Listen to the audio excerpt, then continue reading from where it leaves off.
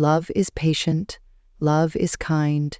These timeless words echo through the story of James and Charlotte, where true love proves that no ending is truly final, and every broken path can lead back home.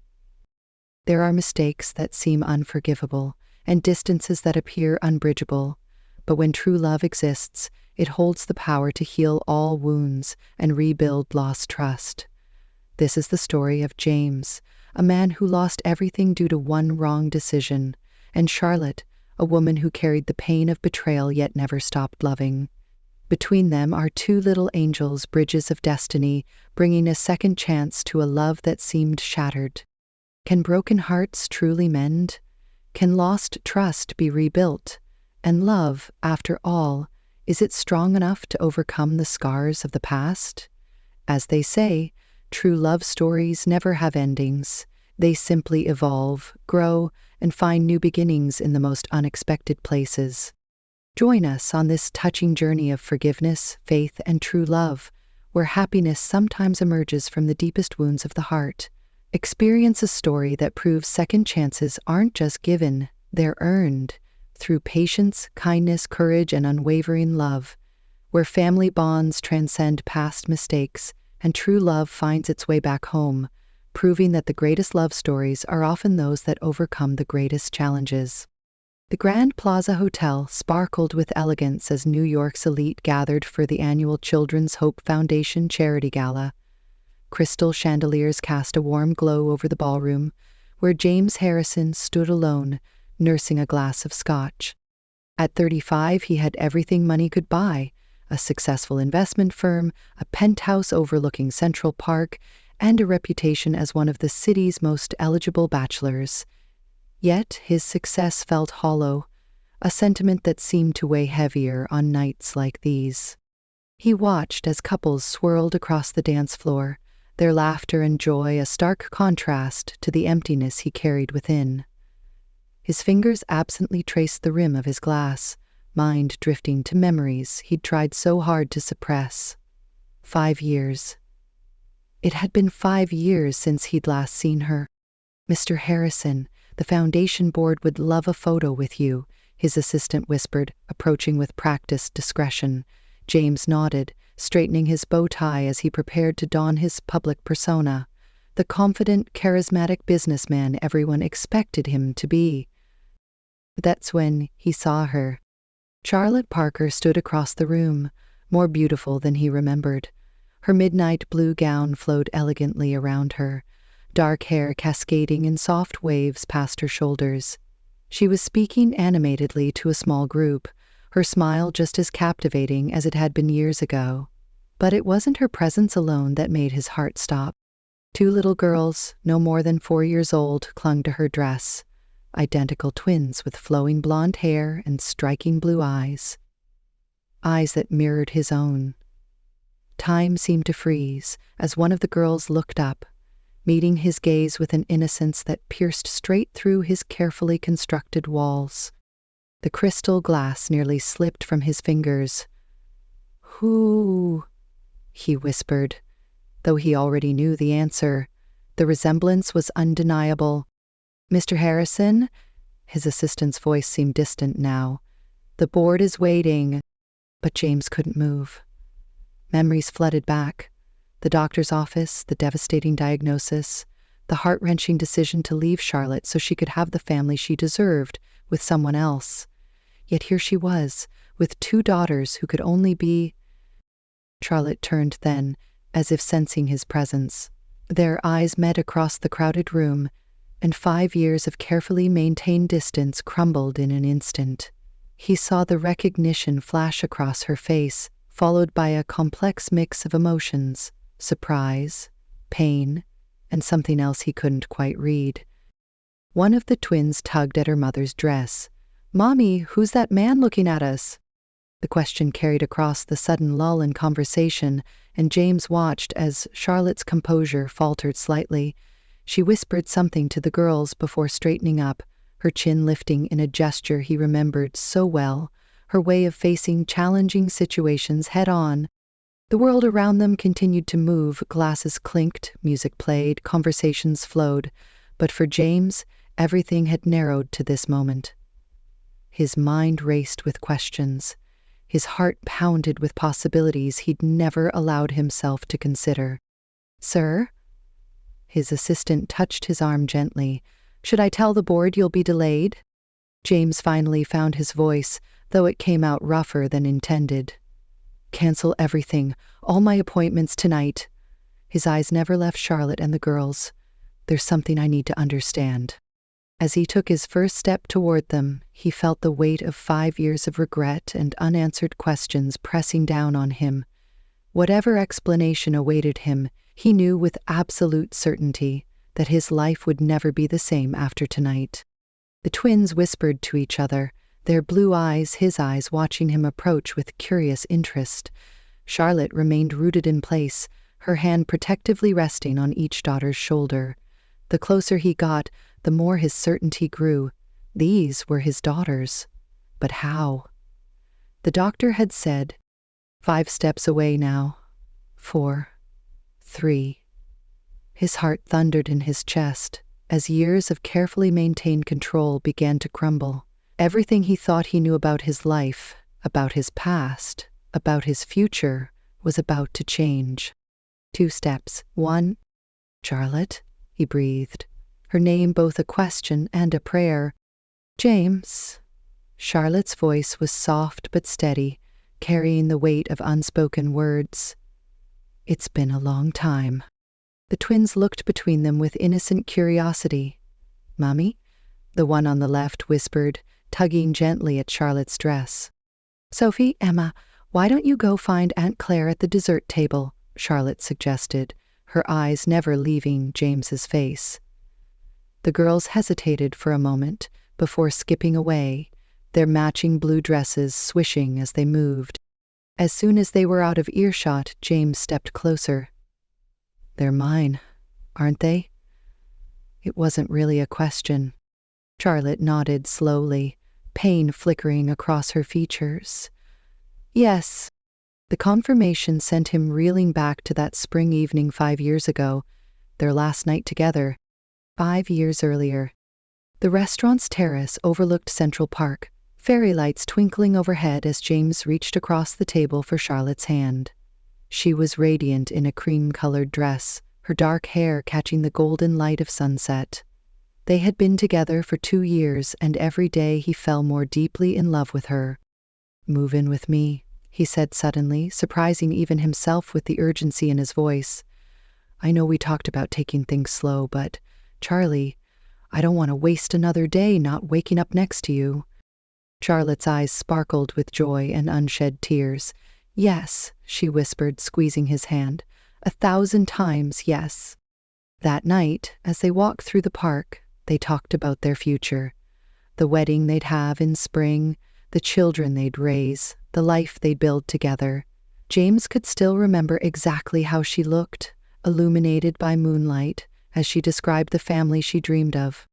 "I've always wanted twins," she'd said, laughing, "a matching set of troublemakers." 1 week later, everything fell apart. Dean Helena Rivers's office was cold and clinical, her expression professionally sympathetic as she delivered the news.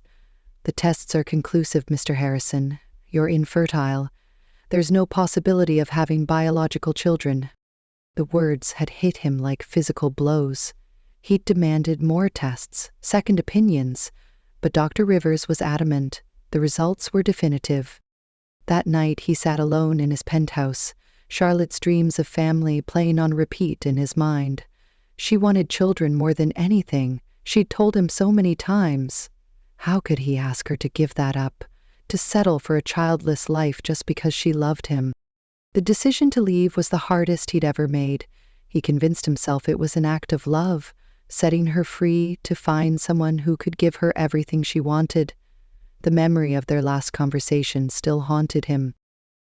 "I don't understand," Charlotte had pleaded, tears streaming down her face. "We can adopt. We can find other ways. Please, James, don't do this."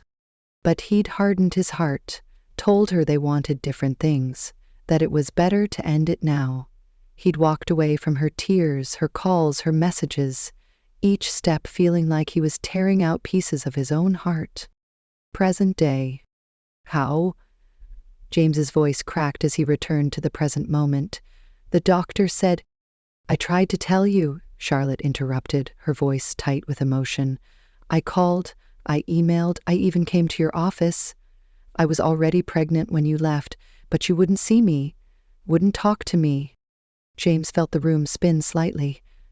"I never got any messages, no calls, no emails." "I figured that out eventually," Charlotte said bitterly. "After the girls were born, I hired a private investigator. He discovered that someone had been intercepting all my attempts to contact you." The implications of her words hit him like a physical blow. Someone had deliberately kept them apart, had stolen 5 years of his daughter's lives from him. 5 years of first words, first steps, first everything. "Dr. Rivers," he growled, the pieces finally falling into place. Charlotte nodded. "The investigator found evidence that she falsified your test results, but by then," she gestured helplessly, "you had moved on, or so I thought." James stepped closer, close enough to catch the familiar scent of her perfume, jasmine and vanilla, just like before. "I never moved on, Charlie," he whispered, using his old nickname for her. "Not for a single day." Their eyes met, and for a moment, the years between them seemed to dissolve. Then the sound of children's laughter broke through their bubble, and they both turned to watch Sophie and Emma at the dessert table. Their faces lit up with joy as they sampled chocolate truffles. "They're beautiful," James breathed, drinking in every detail of his daughter's faces. "Perfect." "They are," Charlotte agreed softly. "And they've asked about their daddy." "I've never lied to them, James. They know you exist, they just don't know who you are." The weight of everything he'd missed pressed down on him like a physical burden. "Charlie," he began, his voice rough with emotion, "I know I have no right to ask, but please, give me a chance to know them, to make this right." Before Charlotte could respond, the twins came running back, their small faces bright with excitement. "Mommy, Mommy, Aunt Claire said we could have 2 cookies each." James watched as Charlotte smoothly shifted into mother mode, and his heart ached with love and loss. Whatever it took, he would fix this. He would make up for every moment he'd missed. He had to. The following evening found James in his penthouse office, surrounded by stacks of papers, old medical records, email logs, and phone records from the past 5 years. His tie hung loose around his neck, jacket discarded hours ago as he pieced together the puzzle of his past. After the gala, Charlotte had agreed to meet him for coffee to discuss the situation. She'd brought a thick manila envelope containing copies of everything her investigator had uncovered. Now, spread across his desk, the evidence painted a disturbing picture. His phone buzzed, a text from Charlotte. "The girls are asleep. They asked about the man with eyes like ours from the party. Are you free to talk?" His heart jumped at the message. Within seconds, he was dialing her number. "Hi." Her voice was soft, likely mindful of the sleeping children nearby. "Charlie," the old nickname slipped out naturally. "I've been going through everything. I can't believe how blind I was." He heard her settle into what he imagined was her favorite reading chair. She'd always loved curling up there in the evenings. "What did you find?" "Dr. Rivers didn't just falsify my test results," he said, anger simmering beneath his controlled tone. "She orchestrated everything. Every email you sent was intercepted through a filter she set up. Phone calls were blocked. Even the receptionist at my office was paid to turn you away." Charlotte's sharp intake of breath carried through the phone. "But why? What could she possibly gain from keeping us apart?" James shuffled through the papers until he found what he was looking for. "Remember Thompson Healthcare? The company I was considering investing in 5 years ago." "Vaguely," Charlotte replied. "You were doing due diligence on them." Dr. Rivers's husband was the CEO. They were desperate for investment, but my team found irregularities in their research data. I was about to expose them, he paused, letting the implications sink in. 2 weeks after she gave me the false diagnosis, Thompson Healthcare mysteriously received funding from an anonymous source. They're bankrupt now, but not before the Rivers family cashed out millions. The silence on the other end of the line was heavy with understanding. She destroyed our family for money, Charlotte finally whispered.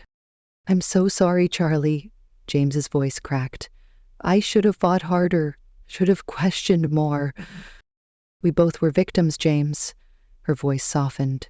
But the girls, they're the ones who've paid the highest price. He closed his eyes, picturing their identical faces. Tell me about them, please. He heard the smile in her voice as she began. Sophie is older by 3 minutes and never lets Emma forget it. She's the planner, always organizing their games. Emma is our dreamer. She makes up the most incredible stories. For the next hour, Charlotte shared story after story. First words, Sophie said book. Emma said up. First steps, they learned together holding hands. Favorite foods, Sophie loved strawberries, Emma preferred blueberries, and countless other precious details he'd missed. They sound amazing, he said when she finally paused. Charlie, I know I have no right to ask this, but I want to be part of their lives, whatever way you think is best. The pause that followed felt eternal.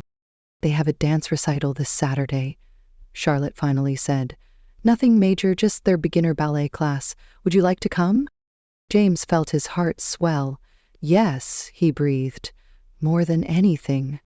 James? Her voice had taken on a cautionary tone. If we do this, if you become part of their lives, it has to be forever. They can't handle someone else disappearing on them. I promise you, Charlie. I'm not going anywhere this time. He hesitated before adding, not unless you want me to. Another pause, shorter this time. I never wanted you to leave in the first place. The admission hung between them, heavy with possibility. The recital starts at 2, she continued, her voice professional again. I'll text you the address. And James, no grand gestures, okay? No expensive gifts or elaborate surprises. They need to know you for you, not what you can give them. Understood, he agreed immediately. Charlie, thank you. After they hung up, James sat back in his chair, emotions warring in his chest. Joy at the chance to know his daughters, rage at Dr. Rivers's manipulation, hope for what might still be possible with Charlotte, and underneath it all, a determination to make things right. He picked up a framed photo from his desk, the only one he'd kept from before. It showed him and Charlotte at the beach, her laugh captured mid-moment as he spun her around. They'd been so happy, so in love, so full of plans for their future. Now, against all odds, he had a second chance, not just with Charlotte, but with the family he never knew he had. His phone buzzed again, Charlotte sending the recital details. Below it, she'd added a photo. Sophie and Emma in matching pink tutus, practicing their positions in what appeared to be their living room. Their blue eyes, his eyes, sparkled with joy as they posed for the camera. James saved the photo immediately, his vision blurring slightly as he studied their faces. His daughters. The words still felt surreal. He had 4 days until the recital, 4 days to prepare for the next step in this journey of redemption and reunion. 4 days to figure out how to be worthy of the second chance he'd been given. The private medical clinic stood imposing against the gray Manhattan sky. James straightened his tie, a gesture more of habit than necessity, as he walked through the automatic doors. It was Friday morning, 24 hours before the ballet recital, and he had unfinished business to attend to. Dr. Elena Rivers's receptionist looked up with a practiced smile. Do you have an appointment? No, James replied coolly. But I believe Dr. Rivers will want to see me. Tell her James Harrison is here. The effect was immediate. The receptionist's smile faltered, and her hand trembled slightly as she reached for the phone. Moments later, he was escorted into the doctor's pristine office.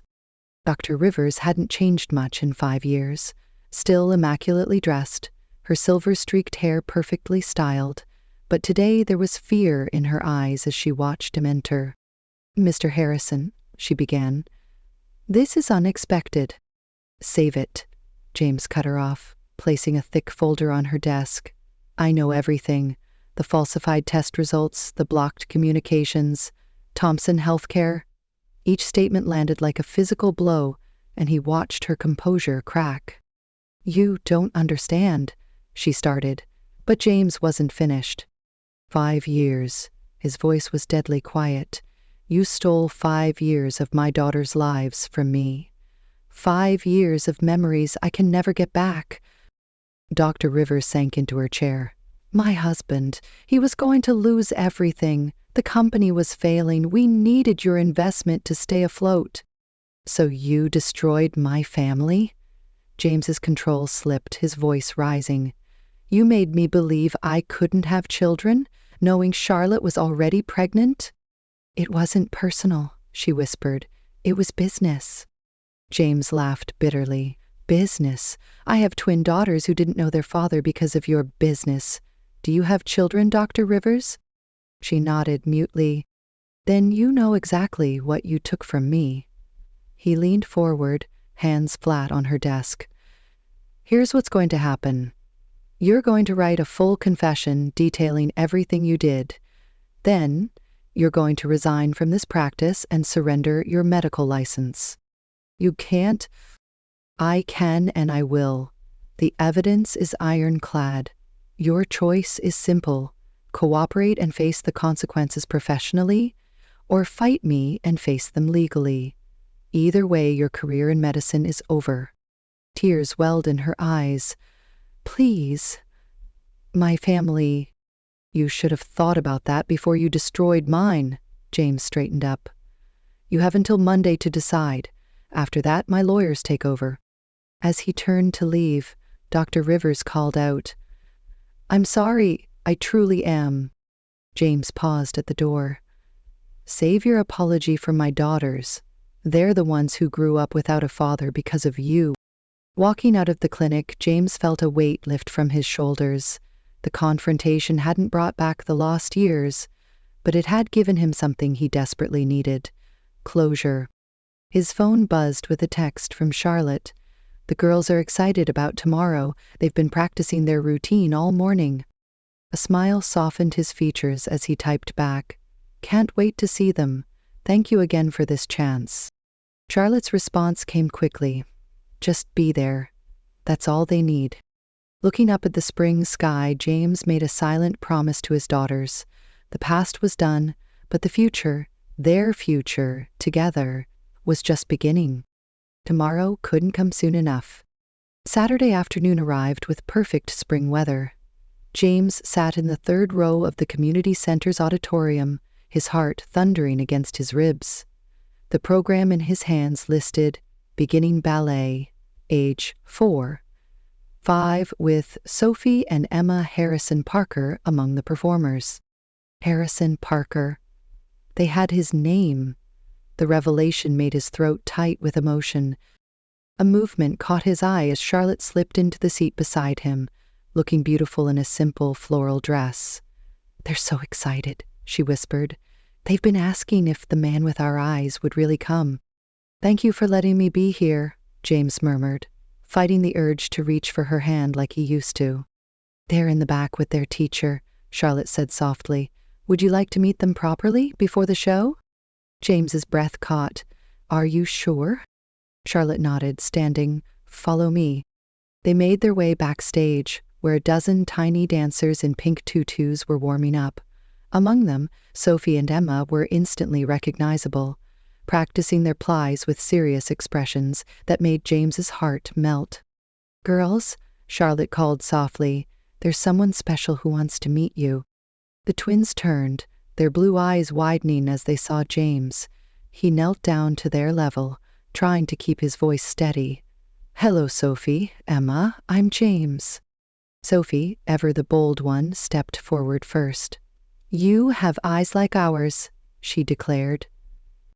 Yes, James smiled, glancing at Charlotte, who gave him an encouraging nod. That's because I'm your daddy. Emma gasped softly, while Sophie's brow furrowed in thought. Mommy said our daddy had to go away, Emma whispered. I did, James acknowledged, his voice thick with regret. But I'm back now, and if it's okay with you and your mommy, I'd really like to be part of your lives. The girls looked at each other, having one of those silent conversations that twins were famous for. Then, simultaneously, they launched themselves at James, tiny arms wrapping around his neck. Are you staying? Sophie asked against his shoulder. Forever, James promised, holding them close as tears threatened to spill. If you'll have me. Forever and ever? Emma pressed. Forever and ever, he confirmed, meeting Charlotte's tear-dimmed eyes over their heads. The ballet teacher called for the dancers to line up, breaking the moment. The girls pulled back, suddenly shy again. Will you watch us dance? Emma asked hopefully. Front row center, James assured them. I wouldn't miss it for anything. As the twins scampered off to join their classmates, Charlotte touched James's arm lightly. Are you okay? He wiped his eyes quickly. They're incredible, Charlie. So perfect. I can't believe I almost missed this. But you didn't, she reminded him gently. You're here now. They returned to their seats just as the lights dimmed. The show was exactly what you'd expect from 4-year-old ballet dancers, adorably chaotic, with more enthusiasm than precision. Sophie and Emma, in matching pink tutus and tiny ballet slippers, performed their routine with intense concentration, occasionally stealing glances at their parents to make sure they were watching. James didn't bother hiding his tears this time. Every wobble, every smile, every imperfect twirl was precious to him.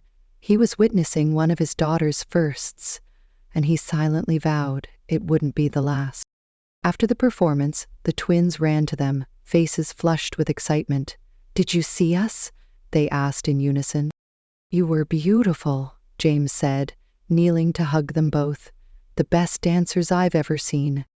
Can we get ice cream? Sophie asked hopefully. Please?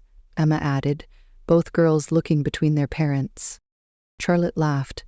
I think we can manage that. As they walked to the ice cream parlor, a small hand slipped into each of James's. His daughters, his family.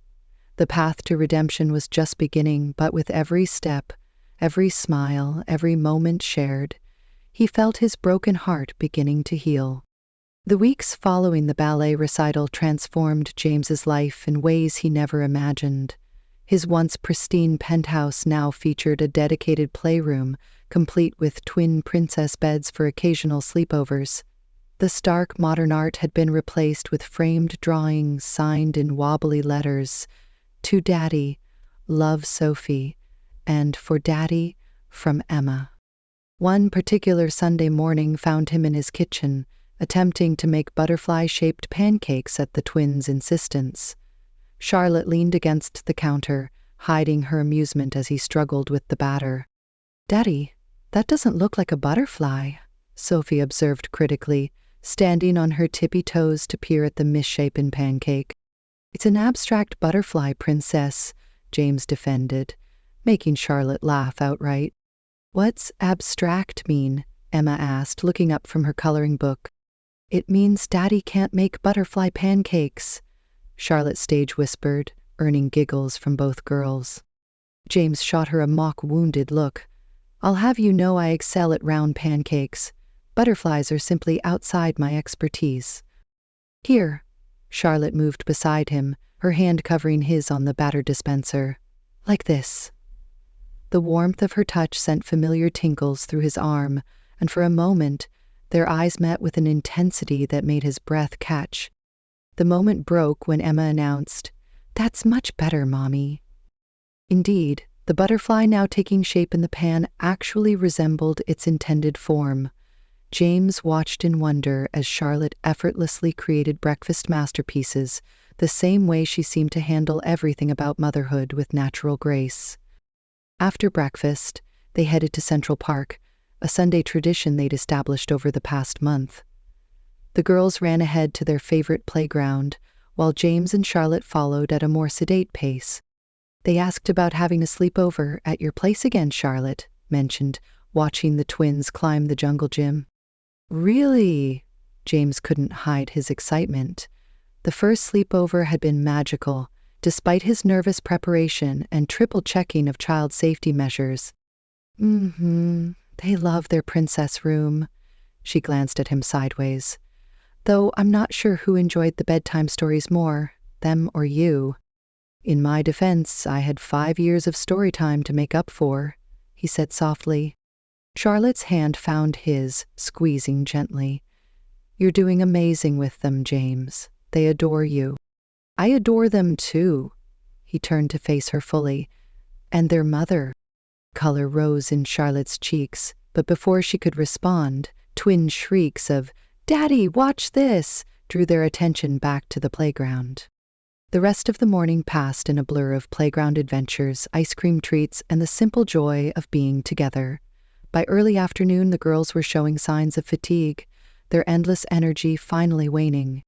"Story time?" James suggested as Emma yawned widely. The twins perked up immediately. "The princess one," Sophie requested. "No, the dragon one," Emma countered. "How about a new story?" James settled onto a park bench, making room for a twin on either side of him.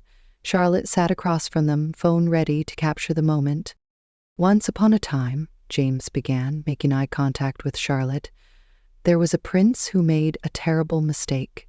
He left his princess because he thought it was the right thing to do. But what he didn't know was that magic had blessed them with 2 beautiful little princesses." The girls listened, entranced, as James wove their own story into a fairy tale. When he reached the part about the prince returning to find his family, Emma looked up at him with serious eyes. "Did the prince stay with his princesses forever after?" "Well," James smiled, his heart full, "that part of the story isn't finished yet, but the prince hopes so, with all his heart." Sophie nodded decisively. "He should. Princesses need their daddy." Charlotte wiped away a tear, trying to be discreet about it. James pretended not to notice, but his heart swelled at her reaction. As the afternoon sun began to set, they walked back through the park, the girls skipping ahead again, playing their endless game of Spot the Squirrel. "Charlie," James said quietly, "I know we have a lot to work through still, but I want you to know this, right here, is everything I ever wanted. You, the girls, us being a family." Charlotte was quiet for a moment, watching their daughters. "We're getting there," she finally said, her voice soft but hopeful.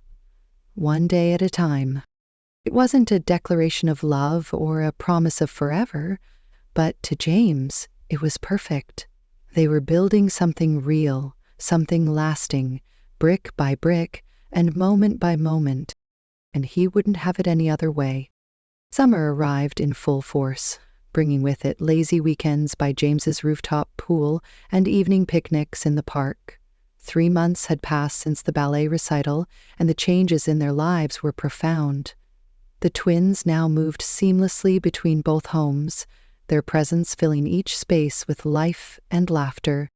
One evening, after the girls had finally fallen asleep during their weekend at James's penthouse, he found Charlotte on the balcony, gazing at the city lights. She'd stayed for dinner and bedtime stories, something that was happening more frequently lately. "Penny for your thoughts?" he asked, joining her at the railing. "I was just thinking about the first time you brought me up here." She smiled, accepting the glass of wine he offered. "You were so nervous about impressing me with the view." "As I recall, you were more impressed by the hot dog vendor on the corner," James chuckled. "Best hot dogs in Manhattan," Charlotte defended, her eyes twinkling. "Though your view isn't bad either." Their laughter faded into comfortable silence, the kind that only comes with years of shared history. James watched her profile in the soft evening light, remembering all the moments that had led them here. "Charlie," he began carefully, "there's something I've been wanting to ask you." She turned to face him, something shifting in her expression. "James?" "Not that," he assured her quickly. "Not yet, though." He took a deep breath. "I hope we'll get there someday. But for now, I was wondering if you'd let me take you to dinner. Just us. A proper date." Charlotte's eyes widened slightly. "A date?" "Yes. We've spent so much time focusing on being parents, which has been amazing. But I miss you, Charlie. I miss us." She was quiet for a moment, considering. "The girls, my mother would love to watch them," James offered. "She's been asking for more grandma time anyway." A smile tugged at Charlotte's lips. "You've thought this through." "I have." He stepped closer, not quite touching, but near enough to feel the warmth of her presence. "What do you say?" Charlotte looked up at him, her expression soft in the city lights. "Yes," she whispered. "I'd like that." The following Saturday found them at their old favorite restaurant, the small Italian place in the village where they'd had their first date. James had deliberately chosen it over anywhere fancy or new. This wasn't about impressing her, but about reconnecting. Charlotte wore a simple black dress that made his heart race, just as she had years ago. They ordered their usual margarita pizza to share, because some traditions didn't need changing. "Remember our first time here?" Charlotte asked, sipping her wine. "You were so formal." "I was terrified," James admitted. "You were the most beautiful woman I'd ever seen, and I was convinced I'd say something stupid and ruin everything." "You did say something stupid," she reminded him, laughing. "You tried to convince me that pineapple belonged on pizza." "A grievous error in judgment that I have since corrected," he said solemnly, making her laugh harder. As the evening progressed, they found themselves falling into the easy rhythm they'd always had together. They talked about everything and nothing, the girls' latest adventures, work stories, memories they shared, and dreams they still held.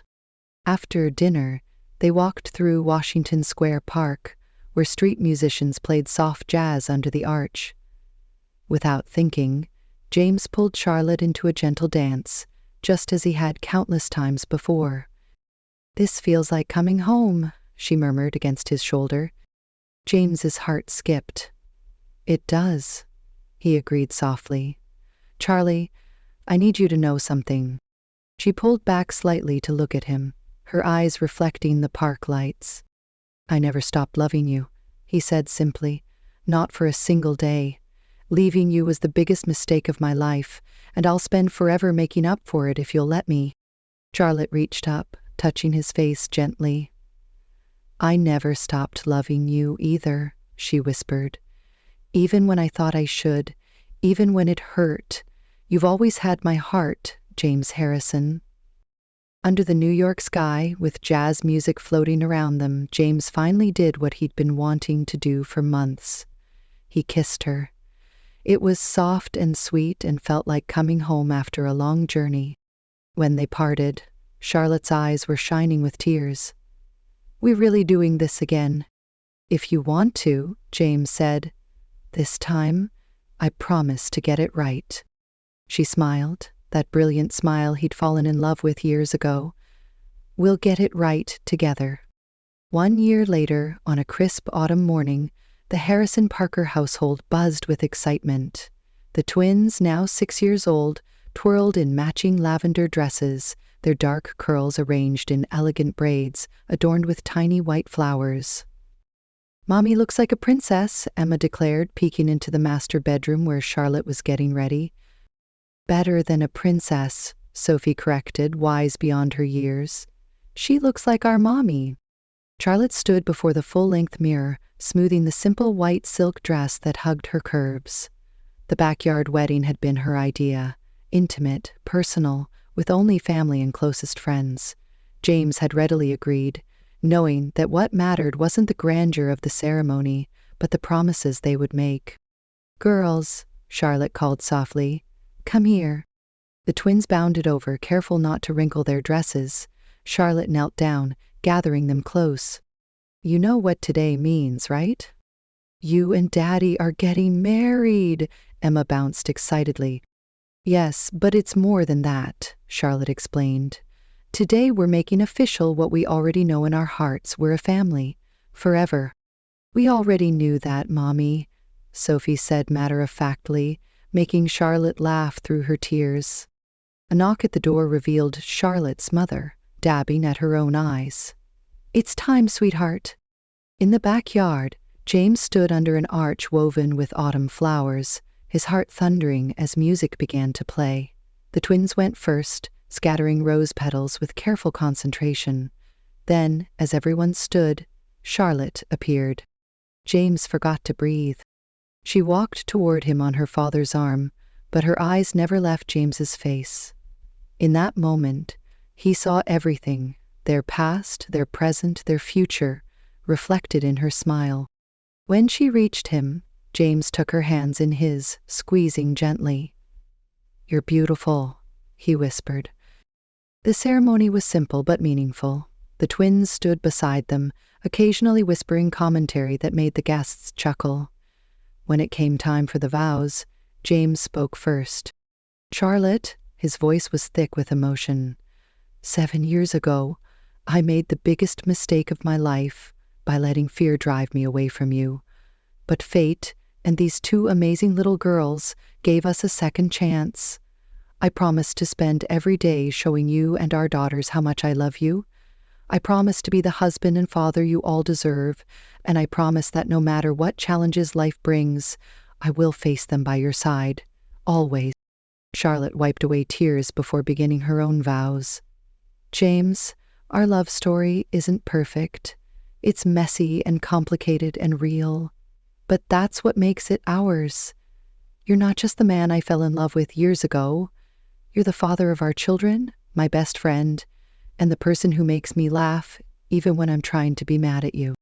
This earned knowing chuckles from their guests. "I promise to love you through all of life's seasons, to be your partner in everything, and to remind you daily that our imperfect journey led us exactly where we were meant to be."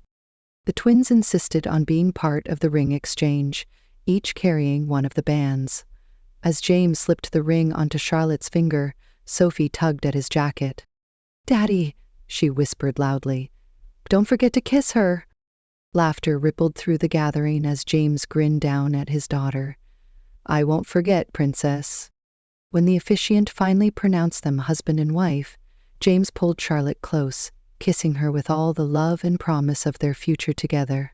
The twins cheered the loudest, rushing to embrace their parents in a family hug that made everyone's hearts melt. The reception was a joyful celebration, with dancing, heartfelt toasts, and plenty of cake, which James had wisely left to Charlotte's expertise. As evening fell, lights twinkled in the trees, creating a magical atmosphere. During a quiet moment, James found Charlotte watching the twins dance with their grandmother. He wrapped his arms around her from behind, resting his chin on her shoulder. "Happy?" he asked softly. "Perfect," she replied, leaning back against him. "Though I think the girls might be happier. Sophie told me this was better than any princess movie." James chuckled. "High praise indeed." "You know," Charlotte turned in his arms, "5 years ago, I never imagined we'd be here. No, I thought our story was over. But look at us now, married, with our beautiful girls, building the life we always dreamed of." James kissed her softly. "Our story was never over, Charlie. It was just waiting for the right chapter." As if on cue, the twins ran over, faces flushed from dancing. "Daddy, come dance with us," Emma pleaded. "Both of you," Sophie added, grabbing Charlotte's hand. The solicitor community was complete. James looked at his wife. His heart still leaped at that word, and smiled. "What do you say, Mrs. Harrison? Ready for our next adventure?" Charlotte's answering smile was radiant. "With you and our girls, always." Hand in hand, they followed their daughters onto the dance floor, their family complete, their love story continuing into a future bright with promise and possibility. And they all lived happily, imperfectly, wonderfully ever after.